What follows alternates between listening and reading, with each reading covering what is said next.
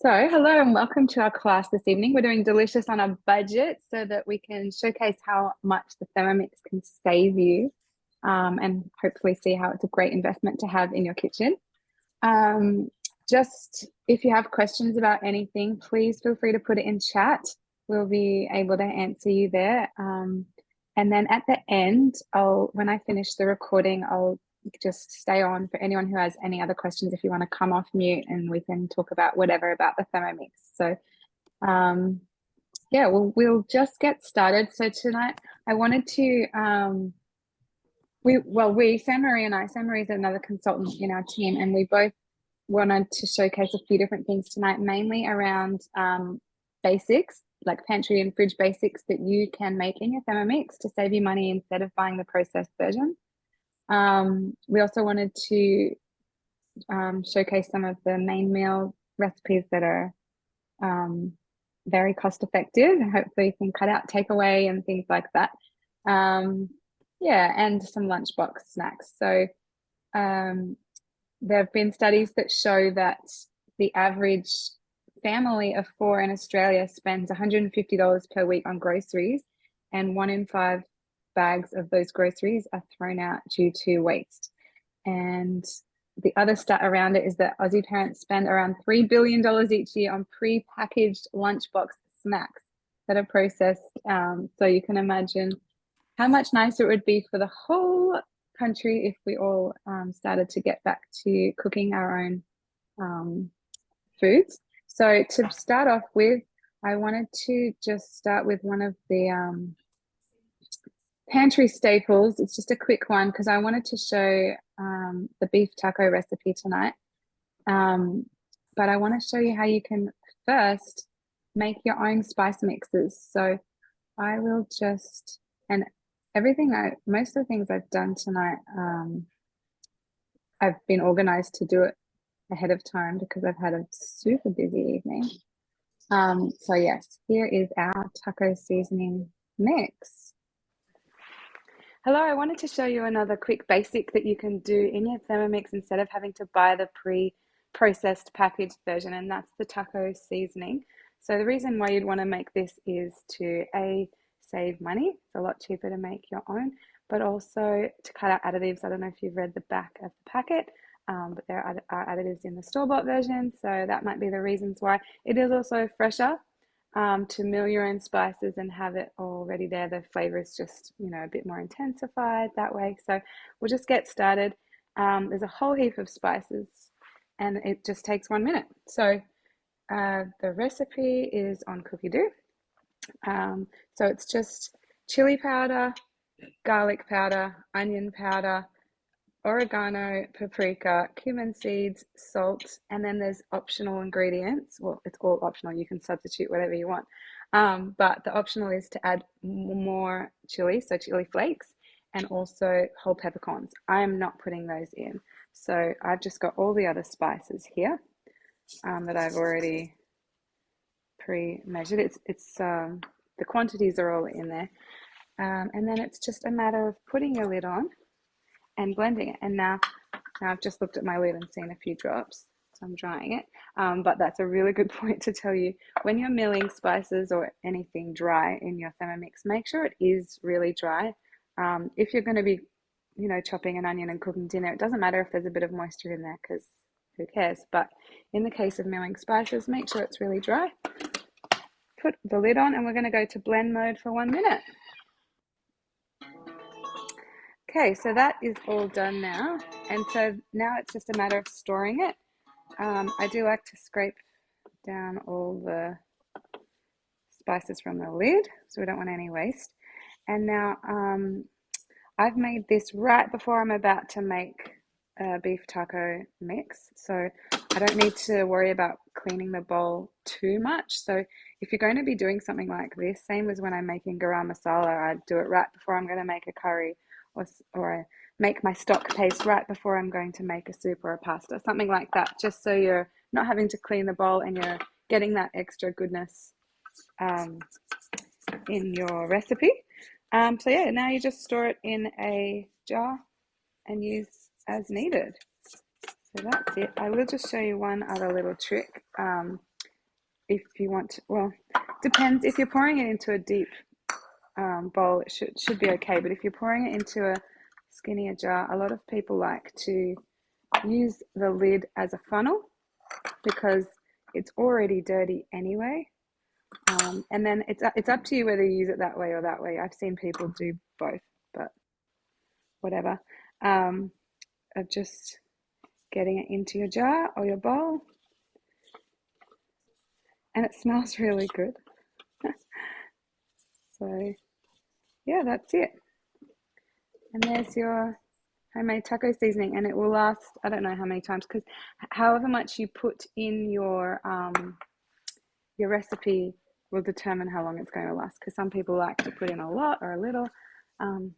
You can use it to flavor rice while you're cooking rice if you want to make a Mexican flavored rice, or use it in tacos, enchiladas, nachos, burritos, whatever you're making. Enjoy. Okay, so that was just an example of making your own spice mixes. And now I'll move on to showing you the taco recipe. It's and with different hints along the way. But yeah, this is such a cost-effective meal to make, but also super quick. So if you're tempted to get takeout, consider something like this. You've probably already got the ingredients on hand. This is definitely less than $5 per serve. If you cost it out, very cheap to make. Now I'm going to show you this recipe for beef tacos, which is the reason I'm wanting to show you this is it's a super quick and easy recipe. It's very budget friendly and can be made on one of those nights where you don't have a lot of time or you can't be bothered cooking something more elaborate with ingredients you might possibly already have on hand, and can substitute a few ingredients around if you want to. So I'll just get started. So the first thing we are going to do is grate some cheese. So if you already have grated cheese or you're not going to be using cheese, skip this step. I'm just popping in 200 grams of cheese, putting the lid on and grating that for 3 seconds. I need a spatula. Oh, I'm just going to set that aside. Oh, I'll show you. So the cheese is all grated there. If you want it finer, you can do it a bit longer or a higher speed, but I like that texture. That's good. I'm just going to set that aside because the next thing tells you to transfer it into a bowl and clean and dry the bowl, because you don't want cheese remnants while we're going to be cooking the recipe, because that will bake onto the stainless steel. So do clean and dry your bowl after grating cheese. But I'm actually switching bowls because I have two, lucky me. And I'm using the bowl that I just made taco seasoning in. So I milled all my spices to make my own taco seasoning, and then we just carry on with this recipe. So adding in 2 cloves of garlic, and we are going to chop that. Lost my measure cup. I will use this one. Don't know what I've done with that. So another 3 seconds.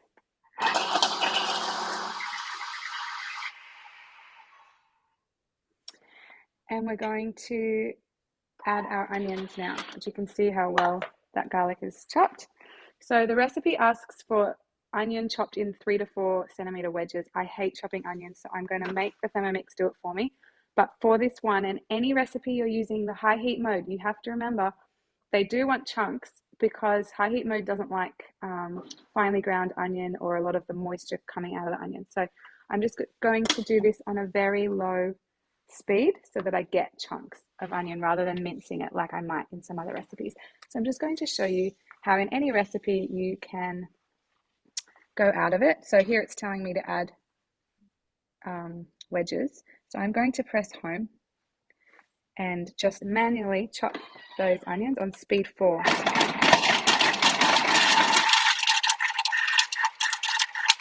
Four to 5 seconds, kind of until you can hear that it's done. Just have a look. Yeah, it looks pretty good. And because after we cook this, we are going to, I might do it a bit longer actually. We are going to chop this again after it's cooked.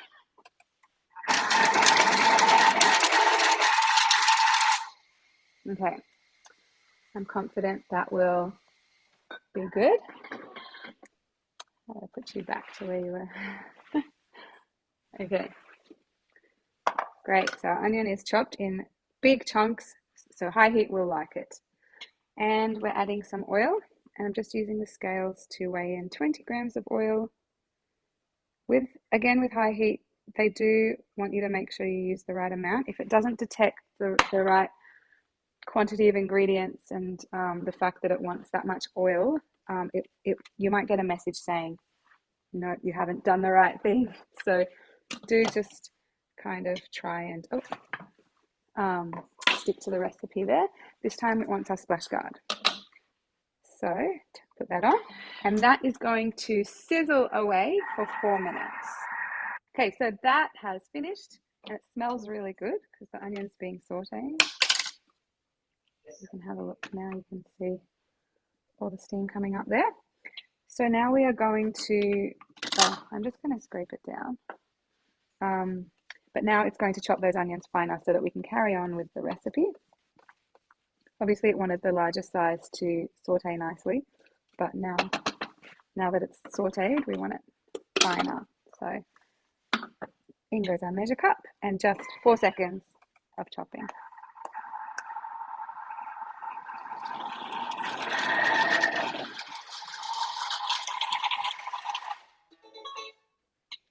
Okay, so now we're going to be adding our beef in 2 different lots. So you can see the chopped onion there. So I'm putting in 250 grams of minced meat.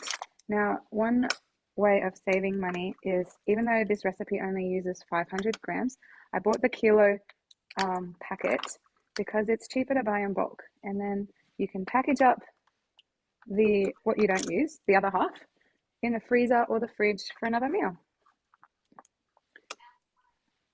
Okay, perfect.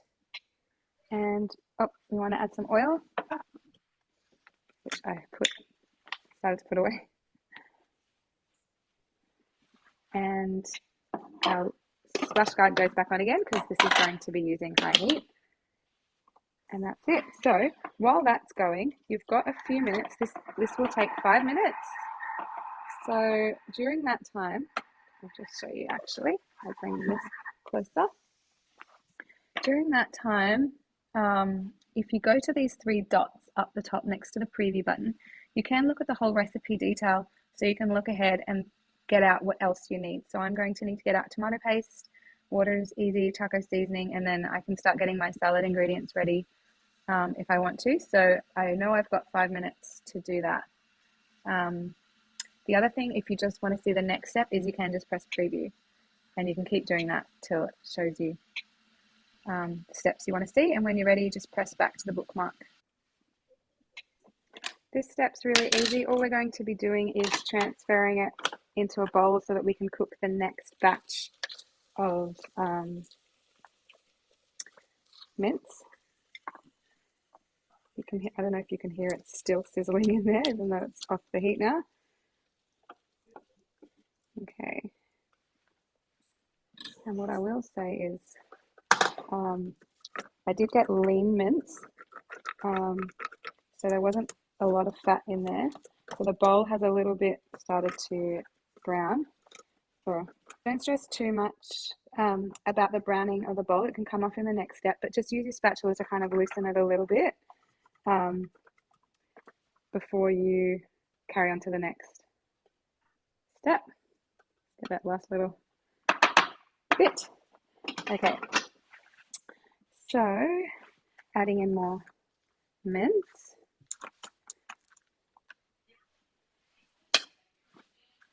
And more oil, and so we're just repeating that step.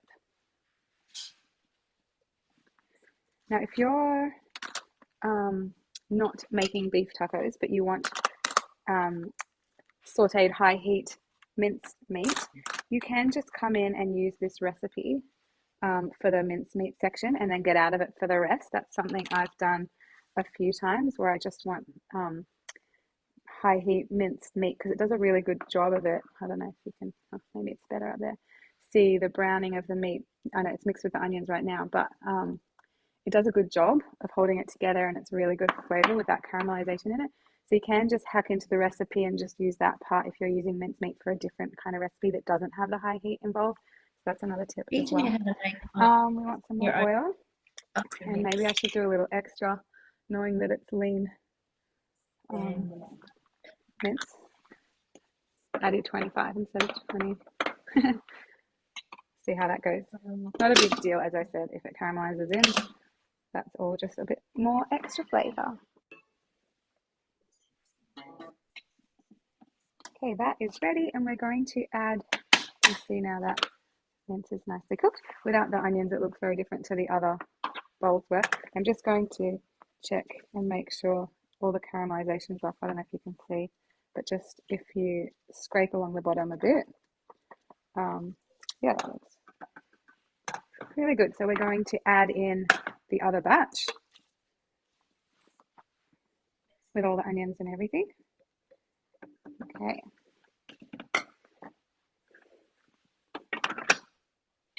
So now we want some tomato paste.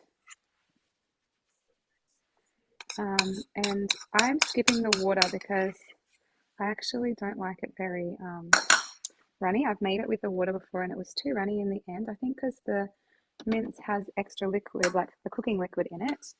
I don't want the extra water.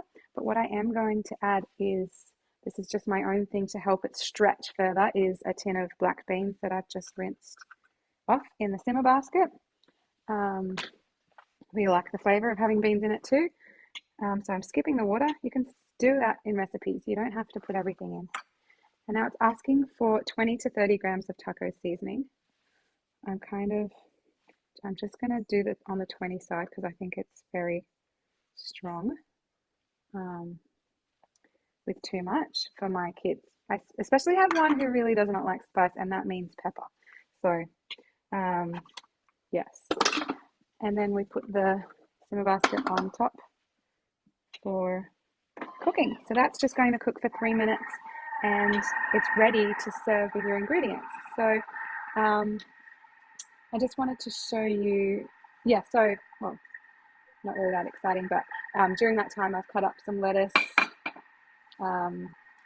tomato, and I was about to cut up some avocado. I've got the cheese that we grated earlier here as well. And one thing, I am serving it with coriander today because I happen to have some coriander. If I don't have it, I don't bother because we're trying to be easy. But one thing I'll show you is I've had this is another thing about, it is saving money because you're cutting out waste, is these vacuum seal containers. I have had this bunch of coriander that was due to be used definitely a week ago, but I've had it in this vacuum seal container. So you just put your food in and then use the mix shop has these, the vacuum seal thing. The other thing I'm going to do with the other half of my avocado is put it in, this is a vac seal bag that comes with it as well, and you can use the vac sealer with it. So it just means you're cutting out waste because you're letting your food last longer in your fridge till you need it. And so all you have to do is turn it on and wait for the little nozzle to pop, and you know that all the air's out. So that's just popped just then. I can show you what I mean. Maybe that little nozzle there has gone in. It's inverted instead of being out, and that's how I knew it was ready. So there's just got out all the oxygen. That's just another little thing about cutting out waste and saving money. And yeah, I'll just let this finish cooking. That has finished. So we have our beef taco mix all in here. It's made a good amount. It's about a liter's worth of taco mixture. So I would just get my wraps, put a bit on, and you can make your own wraps in the Thermomix as well. And I haven't tonight. I had a packet of wraps that I've been wanting to use, so I haven't done that tonight. But we're just layering on my mix, adding my cheese, and then it's whatever else you want to add. So some lettuce, tomato. You can do this neater than I'm doing it. We want some avocado. And this one will be for Zach, and he doesn't like sour cream, so I won't put sour cream on this one. But that's our burrito mix there. I'm sure you all know how to wrap a burrito, but just bottom up first, down the two sides. Nom, nom, nom. Very good. Enjoy.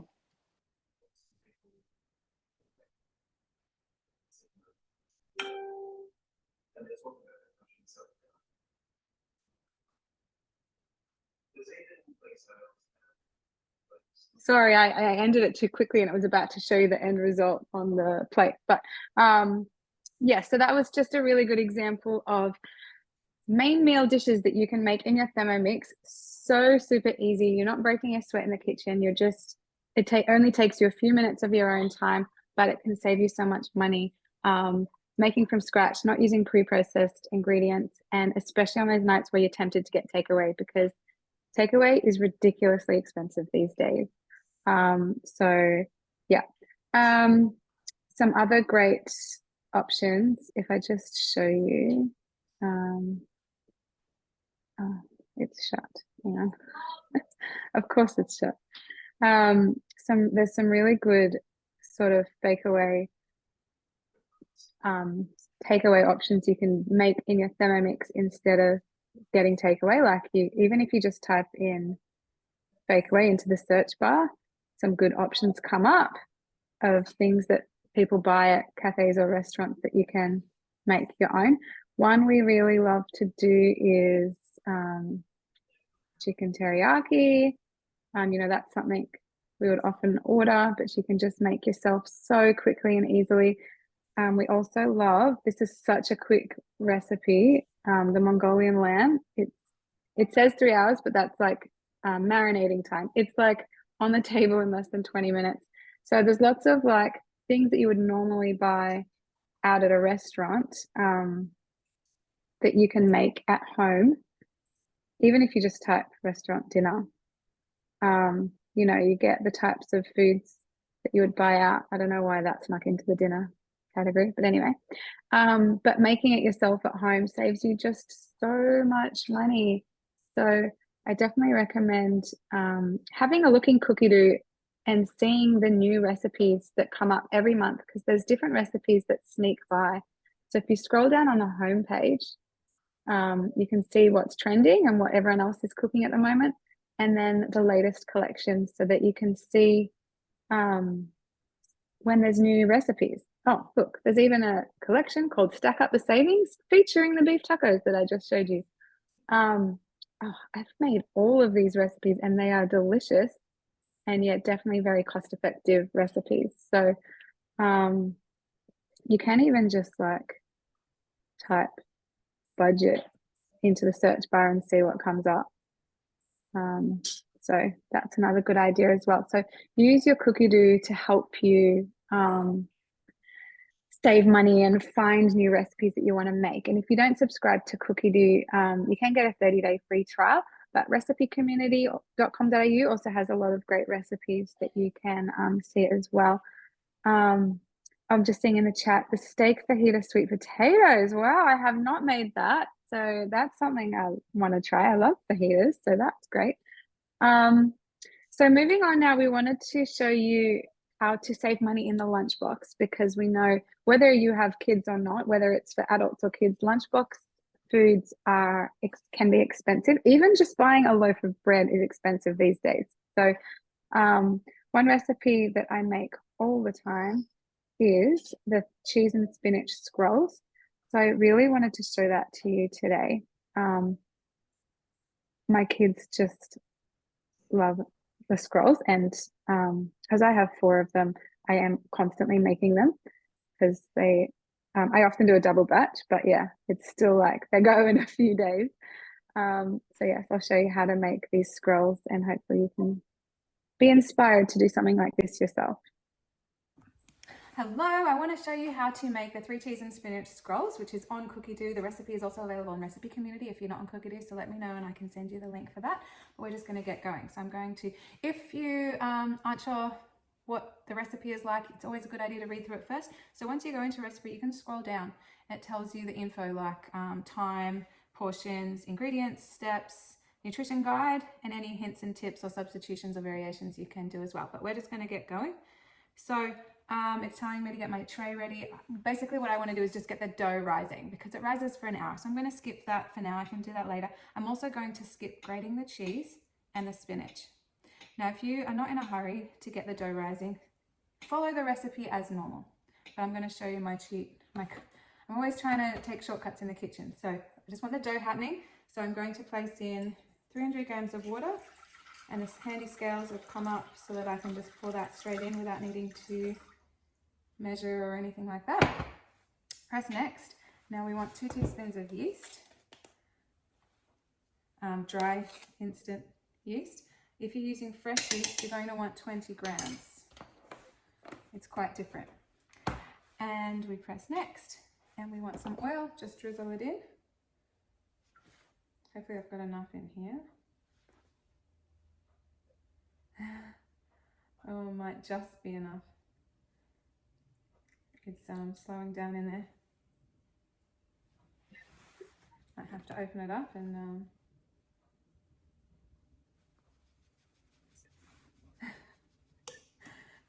sorry. Okay, that'll do. Looks good. Okay, and then we are going to add in our salt. Now you can mill your own salt in a Thermomix if you want additive-free cooking salt like I've done. It's about 10 seconds on speed 10. So you can just buy the rock salt. It's up to you, you don't have to. Everyone uses their Thermomix for different things. I happen to care about additives, so I try and avoid them where possible. Putting the lid on, and we're going to heat that up for 2 minutes on 37 degrees.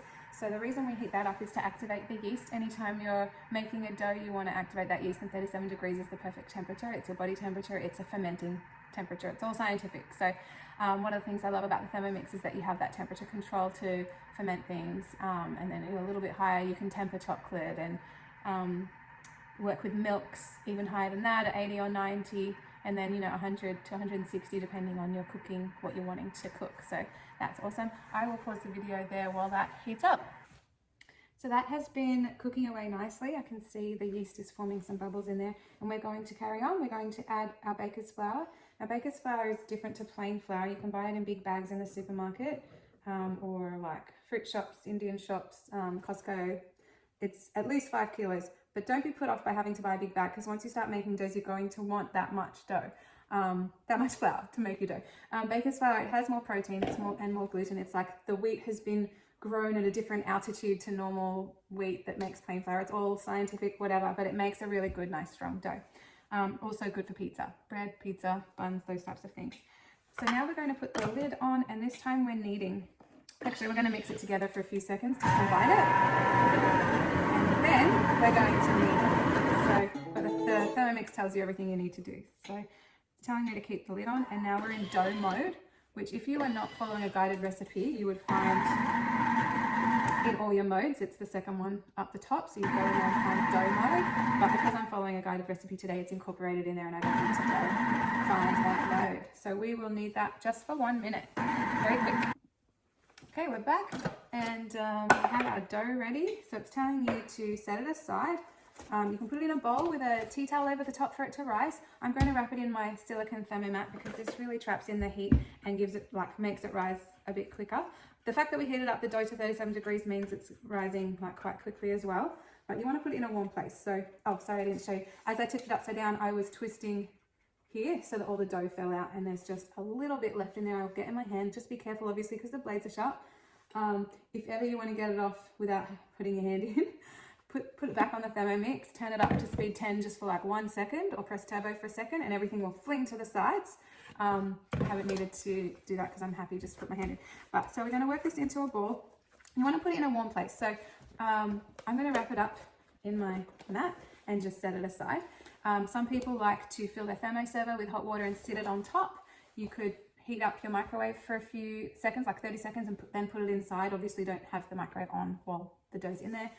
Some people use their oven, some people put it in their aroma and have it on ferment mode in the Thermomix, so it's heating in there. Just wherever you can that it's warm. And we want to heat that up, rise it for about an hour or until it's about double in size. In the meantime, I'm going to grate the cheese. So in that 1 minute while the dough was rising, I was able to quickly dice some cheese.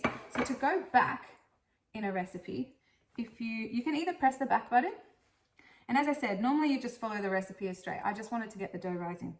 But if I go to recipe detail, I can scroll down and then just click the step you want it to start at. So I'm going to click step 2 and it takes me back to where it's asking me for the cheese.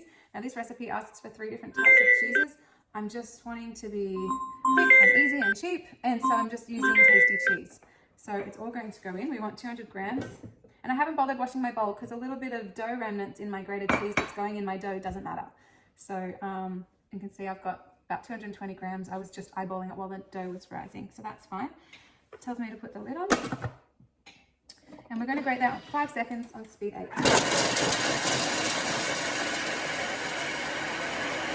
Always got to do a little dance while the Thermomix is working. So we're going to set that aside and move on to the spinach. So now if you're wanting to, my kids love cheese and spinach scrolls, and I'm happy for that extra goodness to be in there. Green's trending, you know, green's the new pink. Or my son calls it Hulk bread. Or he used to, he's a bit older now. That's grated cheese, 5 seconds, speed 8, so good. So much cheaper than buying grated cheese. But if you don't want to use spinach, like if you're wanting to make these scrolls even cheaper on a lesser budget, because I reckon making this, and it makes me 15, costs me, I'm going to exaggerate here with the cheese and spinach and the dough ingredients, probably, it's less than $5, but you know, a few of those dollars are the spinach and the cheese. The dough is about $1 to make. So yeah, if you want to make it cheaper, don't use the spinach. You could use Vegemite or just cheese and herbs or just cheese or whatever, pizza sauce. But we like the spinach going in. So we'll chop all that up. You can also chop the spinach and cheese together if you want. That will result in the buns being more green. And if you want it even more green, you can actually chop up this spinach and then make your dough, and the spinach will work into the dough and it will be really green and it will be quite cool. That's something I've done in the past as well. So we've chopped up our cheese and spinach. The dough is rising, so now all we need to do is wait. What I will do is let the machine clean itself by filling up with some water and going into pre-clean mode, so this can wash itself while the rest of the dough is rising. Okay, so I've rolled out the dough on my mat and it was rising for an hour. I've rolled it out, I've sprinkled on the spinach and the cheese. It's boring to watch, but like it only takes a minute. Now there's 2 choices you could do now, and I'm going to do something differently to most people. I cut mine in strips because I don't know, I'm just not good at cutting them nicely when it's one big roll. Some people use dental floss. I just think it's finicky, and I've tried a few times and this is just quicker for me. So this is what I do, but most people roll this up from lengthways here up to here, and then you can either bake it as one long roll and then slice it after it's baked, or once it's long one roll, as I said, you're just meant to cut it from there. And you can use a sharp knife or dental floss, but I just find it easier for some reason. I think I must be a bit weird to cut it in strips and just roll each one. And I know it seems like it would take longer, but I think I'm pretty quick at doing it. But yeah, I think maybe try it a few ways and see what you like best. It probably was more with the cinnamon bun rolls that I started doing it this way, because the cinnamon bun roll dough is very soft and you know, a little bit stickier, like it's a little bit harder to handle, so it just seems easier. But yeah, I just kind of roll it up and place it upwards on the tray, and I get 15, and you can see the sizes I do. If you want them bigger, just do less and they'll be bigger. Like you can roll the dough so it's thicker, so it doesn't take up the whole tray. Maybe do half each, and then each one will be thicker. It's up to you. Play around with the sizes and shapes you like. If it's sticking to your mat, you can use your spatula to help you get it off, but I just find using my hands quite easy. So yeah, this is what I do. And then what's also different about this recipe is that we put it in a cold oven. So most doughs need 2 rises. You have the first rise when it's one big mound, and then you shape it into whatever shape you want, whether it's rolls or scrolls or buns or baguettes or cobs or whatever you're doing, and then you do a second rise. And so in this recipe, what we do differently to normal is that the second rise happens in the oven while it's preheating. So as soon as I've put these on the tray, I'll put it in the oven where I want it, and then I will turn it on to 200 and they will bake. And then, yeah, as I said, as the oven preheats, they will be doing their second rise and continue on baking, and I will show you the end result. But yeah, that's basically how I make my scrolls. If you have any questions, please feel free to reach out. But yeah, definitely for me, it's cost saving.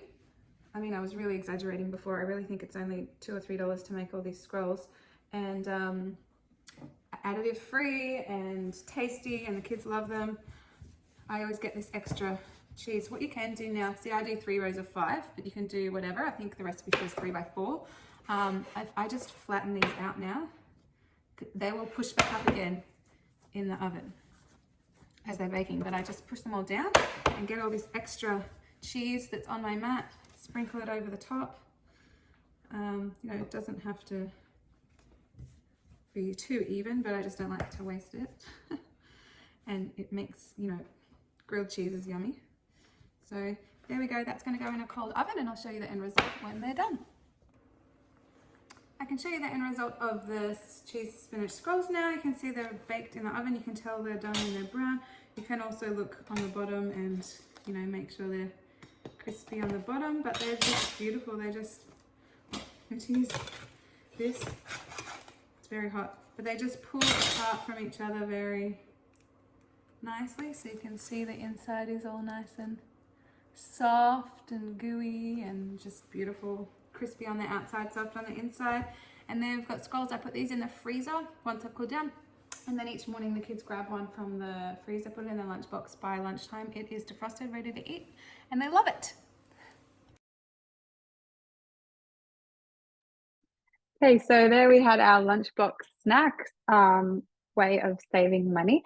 And now I wanted to introduce you to Sam Marie, who's going to show us some other things, some other ways to save money at Thermomix. So I will just replace my spotlight, and here we go. Hi, Sam Marie. Hello. I'm just making sure I'm unmuted. Okay, I'm unmuted. Hello. So my name is San Marie. I have been a consultant for about, no, I have to think, 10 months. Tonight I am making a peanut butter, which is super quick, and then I'm going to be making a granola, just putting it together and showing you my end result. And then I'm also going to be making my breakfast smoothie using my peanut butter, and you can also use your own almond juice for that. But first things first, I'm going to just put my phone so you can see a little bit better what I'm doing. I need to change my camera, which they keep changing on Zoom. So wait a second. There we go. All right, so welcome to my little tiny kitchen. Okay, Laura, can you hear me? We can hear you great, and we can see your setup there. Thermomix is great in a small kitchen. It's very good. Trying to fit a second one in is more difficult, but it's okay. So I've got my peanut butter on my weekly planner for today. So I'm going to start cooking that. That's not the only things I've made today. I've just made other things that I had on my recently cooked. So I've made quite a bit today, actually, starting with porridge in the morning. So the first thing that goes in is roasted salted peanuts. That's 7 ounces. This is an American recipe that I found. They're highly likely is an Australian one. I was just being quick with that. And then that one gets a quick 15-second whiz. Now mine is live, so I can't skip them like Laura has. So 15 seconds, speed 8.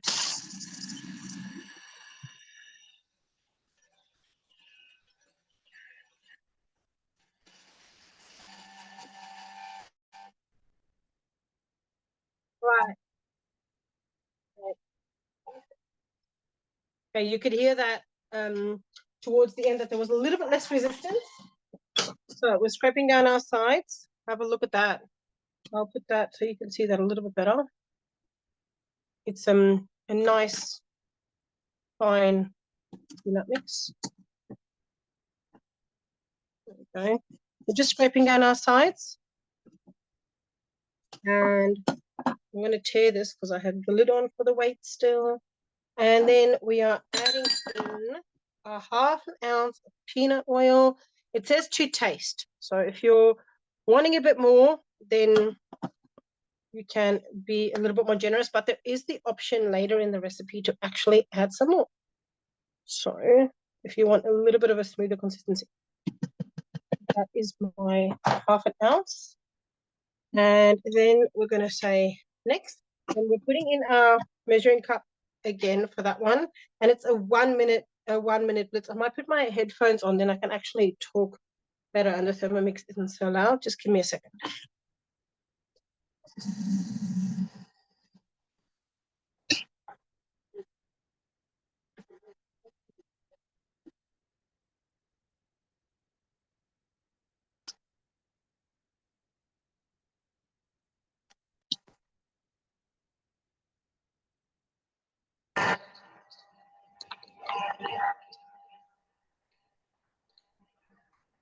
All right, that might be a bit better. So after this step, it'll ask us to, if we still want to add a little bit more, we can. I'll have a look at it and see if that's the consistency I like of my peanut butter. So this peanut butter I mainly make actually to use in my smoothies. Now I've done this mix with cashews as well, and it makes a beautiful, beautiful, yummy cashew butter. I haven't used any other nuts, but I can imagine with the right combination of nuts and oils that you would be able to get a nut butter out of any combination of nuts and oils there. All right, so next is for a smoother consistency. So I'm actually having a look at that. I think that one's okay because it does change a little bit in terms of consistency when we're putting it in the fridge or the pantry. And I'm quite happy with that. Let me show you. All right, so that's my peanut butter.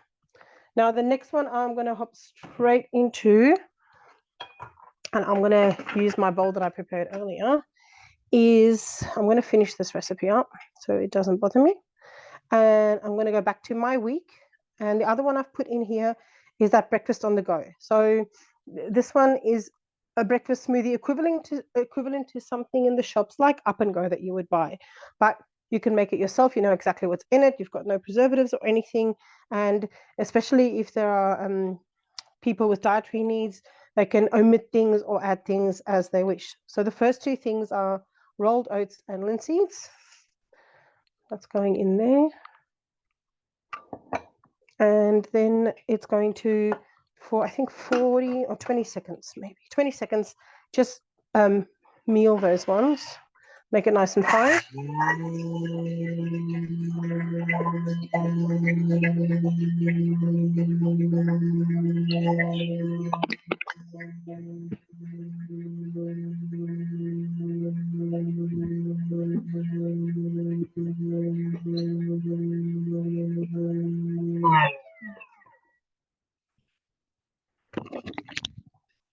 All right, now the rest of the ingredients.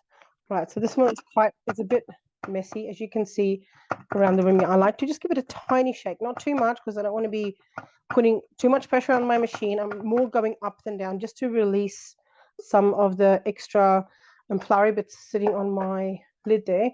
So there you pretty much have an oat and linseed flour in the bottom of your mixing bowl. Your next step is a ripe banana. Then later on, we also have some honey and vanilla bean paste. Now, I've already prepared all of that in one go. I'm going to stick that in together. Just grab my clean spatula.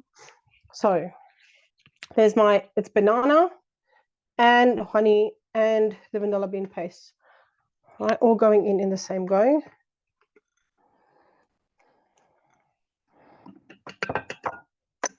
Trying to get that all attached to my banana so I didn't have struggles with my spatula, but that wasn't very successful. So then we have 250 grams of almond milk. I have a mix of coconut and almond because I use any milk really that I feel like going in. I've used coconut, you can use oat, you can use any milk you can use full cream milk too. I think it's just made to be dairy free. So 2 teaspoons of cocoa powder. And 1 teaspoon of vanilla bean paste we have in there. We have honey in there. So the next one is a tablespoon of nut butter. So I'm going to grab my peanut butter I made because I finished my one at home, and I'm going to put a tablespoon. That's a rather generous tablespoon. That's a tablespoon of my nut butter in. I'll use my spatula to empty that off too. I really like the Thermomix spatula because you get really a lot of your ingredients off whatever implements you're using or containers or anything, and it means that you really are wasting less. So nut butter, and then I'm going to quickly grab my ice.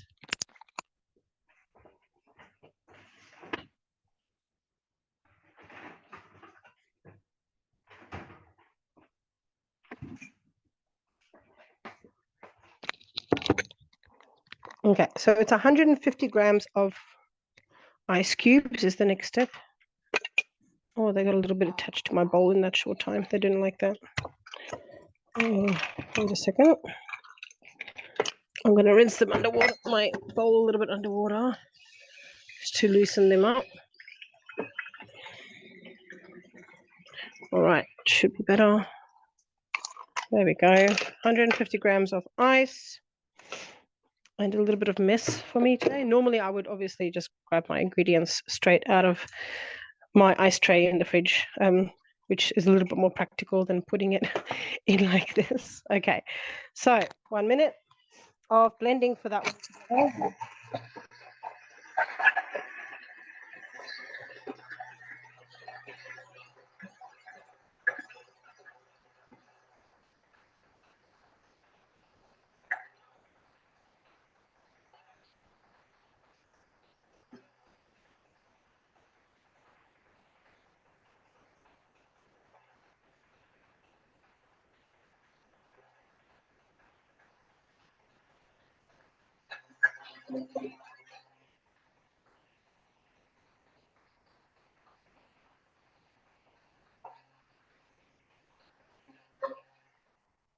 All right, so that one's done. So I often give it a second, just a quick blitz around, because sometimes my ice is a bit colder, maybe, and it's really I use chunky ice or something like that, and then I have little chunks in mine which I prefer to avoid. Then I have a nice smoother, and I share it with my kids, so it means that they don't have lumps of things. And when I'm using an older nut butter and I have pieces in there that clump together, then I prefer waiting for it to just settle for a few seconds at the bottom and then giving it another run through. But tonight, because I think I warmed the back of my ice container, that should be okay. So that one just pours beautifully into, there's a few lumps. That one just pours beautifully into the glass. Now this is actually for 2 portions. The recipe says it's for 2. So that's the one there, and then you get another glass like that out of here. There's quite a decent amount out of here, and that's why I can share with my kids, because they actually really like it too. So yeah, that's what it's looking like. That's the smoothie. Now, Laura, did you want me to do the granola, or isn't there time for that? Yeah, there's time if you want to go straight into it. Okay, the first thing is it just heats up the coconut and maple syrup for 3 minutes. Maybe if you wanted to, I can talk. Yeah. Oh no, if you wanted to, or you can. Share. Yeah. Okay. And, perfect. I can always talk. But no, you go for it. So I'm gonna. Oh, I did not want to resume that. All right. I'm gonna quickly the granola's quick after the heating up. So you're putting your oven on. I've got one that I've made earlier that I can show you, but I'm just quickly putting all my ingredients in as well. So it's 2 ounces. This is also an American recipe, but it's really yummy. It's a chocolate seed granola. So you're actually using cocoa powder in it to make it chocolatey. And my kids also like this one. And I know it's not that bad for them, except it does have maple syrup in it, but you can replace that with any syrup that you prefer for a granola. So that's got 2 ounces of coconut oil, 5 ounces of maple syrup, and then it just gets warmed up to melt the coconut oil for 3 minutes. So 3 minutes, and then I'm ready again, Laura.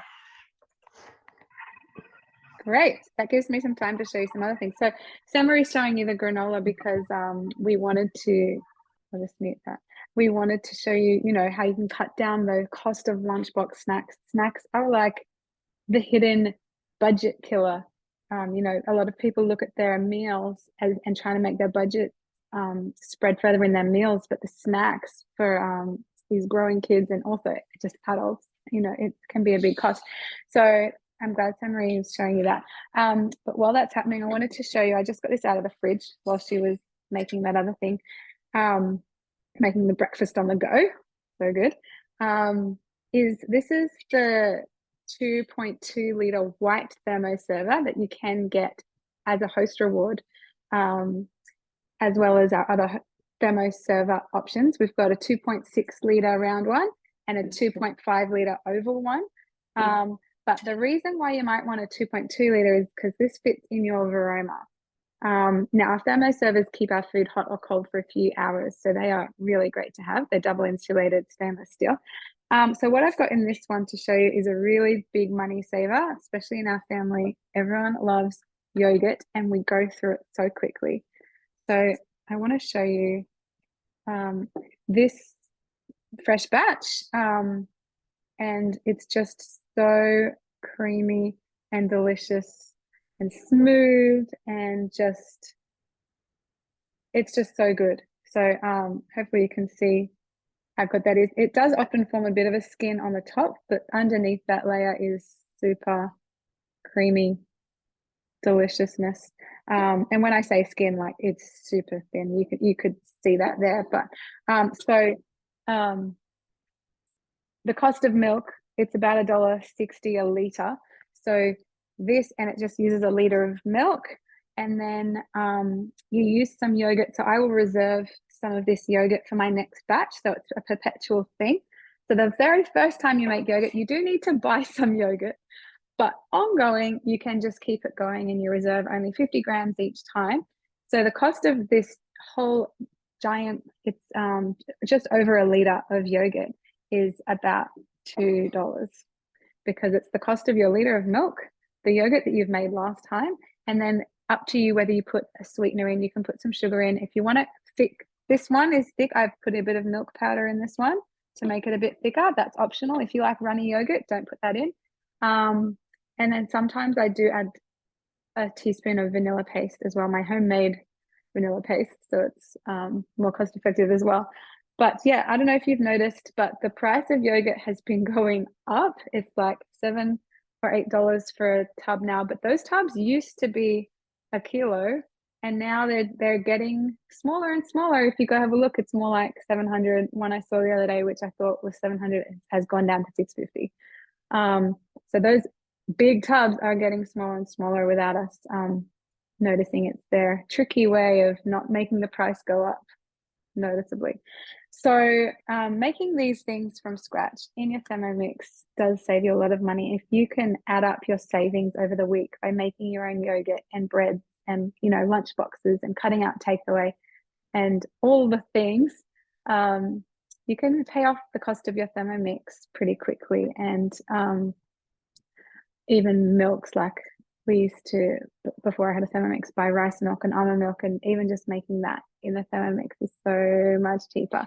But there's just so many examples. I feel like I could go on and on. But for the investment price of a Thermomix, especially if you go on one of our payment plans, which we have our 24 months interest free plan, which is just over $27 per week, if you can add up that amount of savings in week by making all these things, yet the cost of your Thermomix just becomes cost neutral. So and becomes an exciting addition in your kitchen that isn't going to blow your budget at all. It's actually going to help you reduce it, because we have found, as we've surveyed lots and lots of customers over the years, that a lot of customers find they're saving at least $50 a week on their grocery budget once they get a Thermomix, based on what they used to buy to what they now make themselves. So that's exciting savings. So I hope you guys are a little bit inspired tonight to make some things from scratch rather than buying them. I feel like Marie is ready for me and I've talked too much, so I'll go back to her. You're on mute though. Yeah. Yeah, I'm ready. All right, so that's coconut and maple syrup. It's warmed it up nicely.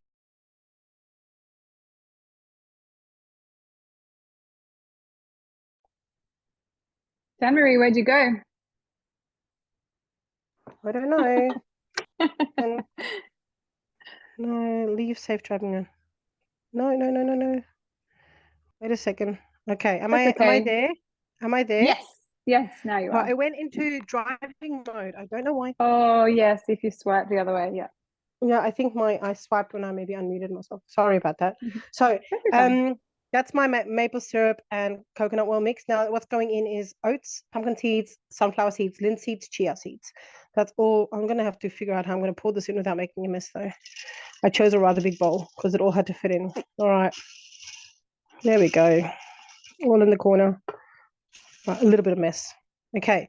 Then we have got cocoa powder and coconut flakes. So I've got some just shredded coconut that I'm kind of keen to use up because I actually prefer a desiccated coconut. My kids handle that a lot better. So I'm happy to just use up those shredded coconut pieces. And then you can add a little bit, it says 1 teaspoon of salt. So I have my salt, which I grind, I mill myself in the Thermomix. Teaspoon of salt and vanilla extract. I'm not going to put vanilla extract in. I'm going to put in, actually, I am going to put the vanilla extract in. You know what? Actually, I'm going to skip that because I skipped that last time. I prefer skipping that one because it's got extra things in there that I don't want to put in for my kiddos. So then we're just going to mix it for 15 seconds. All right, I'm going to put that onto the tray and show you how I do that. But I also will just show you one that I've baked previously. And I actually really like, I'm using white chia seeds, and the white chia seeds really stand out on the dark coconutty looking bit. I'm going to scrape this and give it just one more little mix because I've got my cocoa powder a little bit strong there, but that looks really yum. I really like this granola when it's a bit wet looking. All right, so I'm going to just scrape down my coconut. I just pop back a step and then or back 2 steps, and then it's at my 15 seconds again. I'll turn it up to speed and give it only a few seconds. All right, that should be better. All right, so that's a bit of a better mix. Then it goes onto my baking trays. I've got 2 ready just in case, and I don't leave it too thick. I'll make sure it's not too much for the one tray. So I spread it, and then so the instructions doesn't say to do this. It says bake for 20 to 22 minutes. I personally like to give my granola a bit of a stir through about halfway. So when it gets to about maybe 11, 12 minutes, I'll set my timer for that time, and then I'll give it a stir through. So that's my first baking tray. And my second one, I'll put the rest there on my second one. But then when it's baked, it's quite wet at the moment. So you let it dry completely and cool down completely when it's baked. And then you have this here, and it's quite a nice dry granola. Why are you using my phone? Sorry, I've got a 5-year-old telling me he's not happy with me because I'm using his bowls because these are the ones he bought at the op shop. So that's the comment from the sideline here. So yeah, that's the chocolate seed granola as well. Saves you quite a bit of money on that one, and time-wise, it's really not too time-consuming to do that one. Thanks, Laura. Thank you. That looked amazing. And, just so much cheaper to make your own breakfasts rather than buying them. So that's I awesome. find granola is really expensive on the shelf too, actually. Yeah, it is. Yeah, for sure. Oh, that's great. So another good way of saving money is to cut out waste and being more organized with your meal plan and your recipes each week. So one thing I wanted to show you is when you've found some recipes you want to make for the week is to just organize your recipes. And so I'll just show you how to do that. So you press whatever you're choosing to make. Let's say we're making chicken casserole. You can add it to your week here and just choose which day you want to make it. So let's say I want to make that on Thursday, and then add to your shopping list. So then when you go into your week, you can have your whole week's worth of recipes there and have them all in the shopping list. So basically, you're only buying the ingredients for what you need, and you're not going to be buying, extra things that might go to waste. So when you go to your shopping list, it puts it into categories of aisles, basically. So all your dairies together and all your spices together and all that type of thing. If you've already got something at home, just tick it off. Like, I've already got oil, so I'll tick that off. And then as you put it in your trolley, you can have your shopping list up on the app on your phone. So as you put it in your trolley, tick it off. So it ends up being empty by the end. But if you're short on time and you don't want to do the shopping, you can press this beautiful button up here to order your ingredients through Woolies online. So, and it just detects everything you need for the week. It does choose a brand for you. So if you don't like that brand, come on and press swap.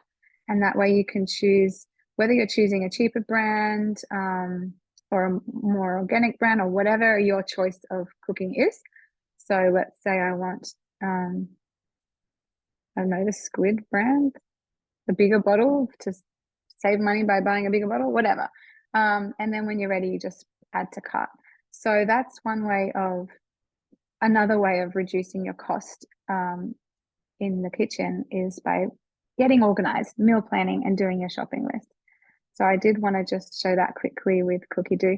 Another great thing, if you're feeling like you're wanting to get more money in your budget each week and maybe earn a little bit of extra cash, is you can join us as consultants, because by sharing the Thermo love with others in the community, we get paid and it's fun. So it's flexible hours that we get to choose, and it's just sharing our love of the Thermomix with people and helping them learn how to use it once they get it. And then the commission for that helps, the side hustle of that is great. So contributing to your income each month of your household. So if you want more information about that, please let myself or your consultant know. We would love to get you the information.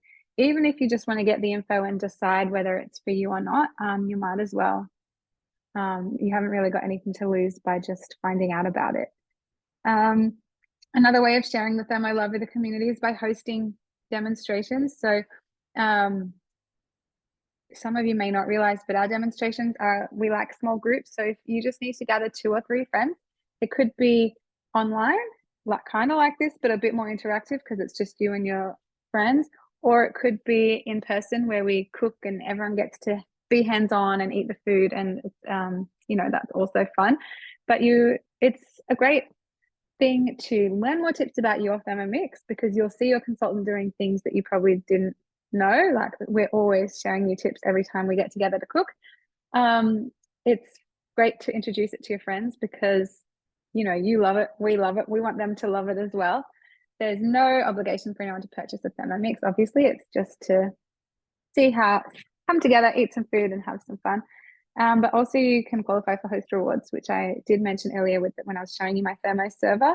So we have 3 different Thermo server options. We've got baking mat options, and we've also got the blade cover peeler. And our promotion on at the moment for our hosts is that you can get a 12 months Cookie Do subscription for free, which is fabulous. So I've been showing you a lot about Cookie Do tonight, so hopefully you've been able to see the value in that. But you can get it free for 12 months by hosting. So reach out to your consultant if you want some info about that. And I did want to end by 8. We've gone 5 minutes over, but just before we finish up, I did just want to launch a little poll just so I can see if anyone has any interest in learning about becoming a consultant. So if you can just answer on your screen, and that way we can get you the information. And then, what I'll do is once our poll is finished, I will actually just end the recording so you can ask me questions or whatever. We can show you more about the Thermomix for anyone who wants to stay on. Otherwise, hope you've really enjoyed the evening. Hang on, I need to end this. How do I end this poll?